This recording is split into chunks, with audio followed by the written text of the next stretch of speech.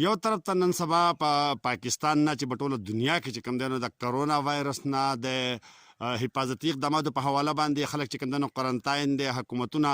اعلانات کوي، د لاک ډاون سلسلې روانې دي چې دغه خلک د چې کوم دی نو په کورونو کې دننه کینی. خو بل طرف ته د کوز دیر شیخ علي بابا، شالم بابا او کمال خان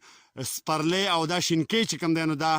دغه خلکو ته په انتظار دی، ځکه چې خلک ټول چې کوم دی نو هغه قرنطاین دی او دا یو شین صادر غوړېدلی دی د شیخ علي بابا نه. دا چې کوم دی د کاټکلۍ پورې دا یو منظر ښکاري. په دې کې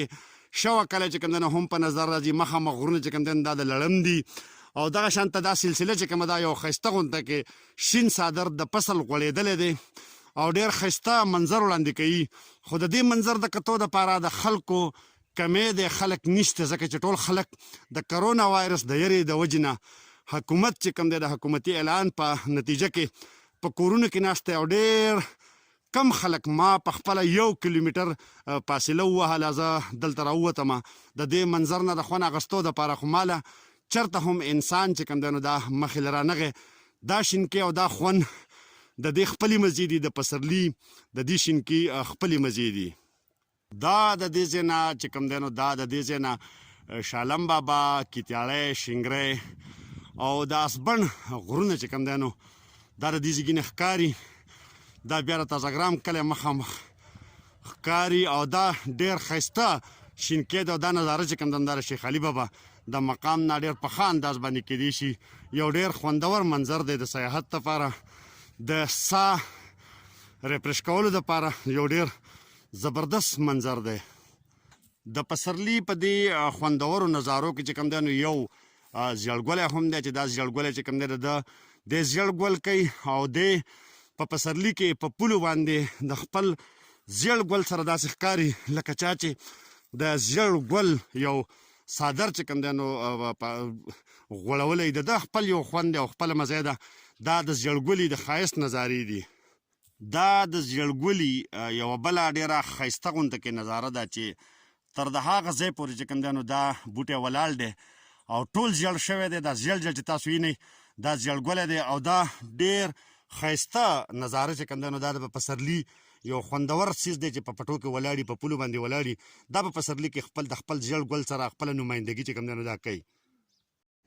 د پسرلي په خوندورو نظارو کې د ریدي ګل هم شامل دی، ځکه خو جونه وایي چې ګل دی د ریدي او ماله یې راوړه او په اوربل کې به یکدمه چې کله پسرلی راشي نو د ریدي ګل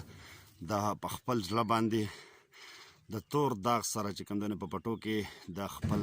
موجودګۍ نمایندګي چې کوم دی نو دا کوي او خلکو ته یوه ښایسته او ډېره خوندوره نظاره چې کوم دی نو دا وړاندې کوي. د ریدي د ګل خپل اهمیت او خپل خوند دی کوم چې په پسرلي کې په پټو کې راټوکېږي او خلکو ته خوندونه ورکوي. دا د بخارا نه د دغه شینکي یو بل ډېر ښایسته منظر دی چې دا د غنمو یو سپین شین صادر چې کوم دی نو د غنمو غوړېدلی دی او د بخارا نه دا منظر اخوا د لړم غر او ورسره چې کوم دی د تازهګرام او د کمال خان چې کوم کلي دي دا په نظر باندې راځي. دا هم یو ډېر ښایسته منظر دی. دا هم زموږ د ننني سفر چې کوم د بخارا طرف ته دی د هغې یوه حصه ده. دا د یو بل سایډ نه چې ډېر کلاو سایډ دی د بخارا نه بیا تاسو ته یو ځلې مطلب د ښایسته منظر نظاره ده، ډېر ښایسته او ډېر ښکلی منظر دی. دا د بخارا د ځنګل یو ډېر ښایسته منظر چې دلته پکې څه بوټي چې کوم دی نو هغې ګل کړی دی. دا ځنګل دی او ډېر ګڼ او ښایسته ځنګل دی چې د دې خپل یو خوند دی او دا چې کله په اوړي کې بیا د دې په سوري کې سړی ګرځي نو هغه مزې لا جدا دي، خو د پسرلي د شینکي خپلې مزې او دا مزې جدا دي. نه ډېر زبردست ځنګل دی، ډېر ښایسته او ډېر خوندور نظارې دي او یو ډېر خپل یو ډېر نیچرل او قدرتي ماحول نه د خوند اخیستو ډېره ښه ذریعه ده. دا ځنګل چې کوم دی دا تاسو وینئ ډېر مزېدار او ډېر ښایسته ځنګل دی، ډېر ګڼ او ښکلی. دا د بخارا د هغه ځنګل چې کوم پکې غوړاسکې او د نښترو امتزاج دی، یو ډېر ښایسته ماحول دی. او نن زمونږ چونکې خلک په قرنطینه کې دی، حکومت پابندۍ لګولې دي چې بهر به نه راوځئ نو نن مونږه خپل چکر چې کوم دی نو هغه د شالم بابا نه سایټ ته کمال خان بخارا ته راچولی دی او دا منظر دا ښکلاګانې او دا خوند د دې نه خوند اخلو.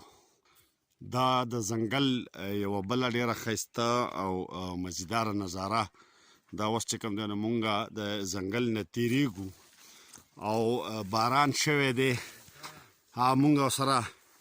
لمدېږو هم ورسره چې کوم دی نو د دې ونو نه چې کوم څاڅکي راځي د هغې نه هم خوند اخلو او د یو ګڼ ځنګل نه چې کوم دی نو لکه مونږ تېرېږو خوند ترې اخلو. ډېر مزیدار ماحول دی ډېر پرسکون ډېر ښایسته نه چې راوځې نو بیا یو ډېر خوندور منظر وړاندې کوي دا د هغه غاړې ته چې کوم دی نو د راموړه د دې کچ غر نه اخوا او هغه لرې غر چې ښکاري نو هغه د اوسکی غر دی چې هغې طرف ته بیا خادکزو او دغه ایریا راځي او دا ډېر خوندور او ښایسته ماحول دی. دا هغه ځنګل دی چې د کمې نه چې کوم دی نو مونږ راووتو لاندې راکوشو او دا اوس تاسو ګورئ چې په اخوا باندې دا د دغې ټول ځنګل یوه ډېره ښایسته او زړه راښکونکې نظاره وه په کمې کې چې مونږ ګرځېدو او تاسو ته مونږ وښو.